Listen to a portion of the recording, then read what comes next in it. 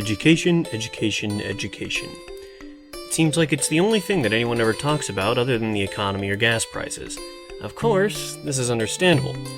Education is a pressing matter in today's society as test scores drop, students drop out, and the educational policy drops the ball. A lot of the blame for this is focused on the teachers, but is it really fair to blame them?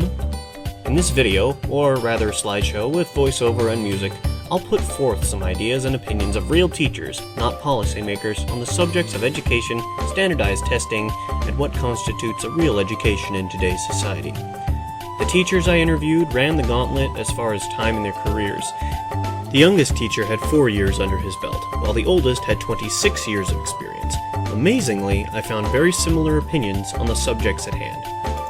The most rewarding thing for them seemed to be feeling like they're making a difference in a child's life, and hearing from their students how they've had an impact in their development as individuals. The most important thing to these teachers is to try and get their students to be lifelong learners.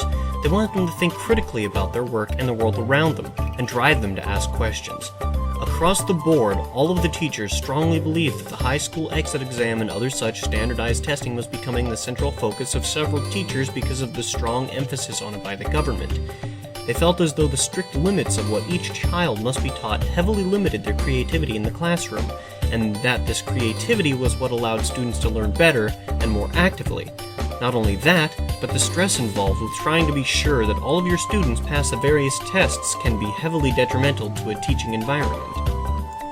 In effect, the consensus was that the state and federal governments are trying to standardize something that is not necessarily standardizable. One child may not learn well in one way, but can excel in another, and standardization may actually harm these students, and students play a large role in all of this. If a student has no drive to excel at their schooling, not only do they suffer, but the teacher also suffers as well, as test scores will likely not meet required limits. Teachers can only do so much with what they are given. If the child has no drive, then the teacher cannot do their job in preparing the child for life. In the end, the system also relies heavily on parental input. If parents do not push their kids to do well and try hard, then they only open them up for suffering later in their educational careers. When are we going to start holding parents and students accountable for their own negligence? Not every failed student is a failure on the part of the teacher, and this is what society and policymakers in Washington need to know and understand. We're focusing too much on making everyone mediocre, instead of pushing those students that have the drive forward. A real education, then, is not just about doing well on tests that may or may not take the students into account, or be an accurate representation of the student's knowledge.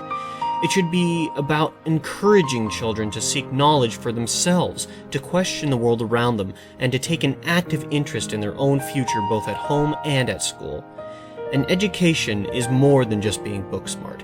It is about knowing how to apply that knowledge to the world. And until the policymakers understand that, until society understands that, education will continue to be a powerful topic of debate in the public sphere.